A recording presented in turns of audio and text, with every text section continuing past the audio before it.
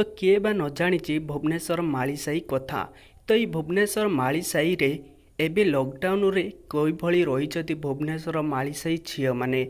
तो बहुत पिला पचारुले जे वीडियो कॉल रे केमिति कथा हो पारे। तो मुझे आपण मानक पई नेसी लाइव वीडियो कॉल रे आपण मानक देखैबी भुवनेश्वर मालीसाही रे कौन कौन होउची। तो ता पूर्व आपण मानक गोटिया रिक्वेस्ट एबे ही आम वीडियो को लाइक करनियंतु, ता सहित आम चैनल को सब्सक्राइब करे से बेल आइकन को फिर प्रेस करनियंतु, कहीं आगु के एमिति अपडेट पाई परिबे। तो निहात भावे चलंतु वीडियो टी आरंभ करिबा। तो फ्रेंड्स आपण माने जदि भुवनेश्वर मालीसाही झील सहित कथा हेबाई चाहूँगी आ कथा भी सहित पटेवा चाहूँगी ताले आपण मानक गोटे नंबर भी मुझे दे दूँगी। तो आपण मैंने नोट करनी कहीं मुझे देखे पारुनी स्क्रीन ले कहीं जदि भी देखी मो हैरान ले पड़जीमी। तो से आपण मैंने नोट करनी।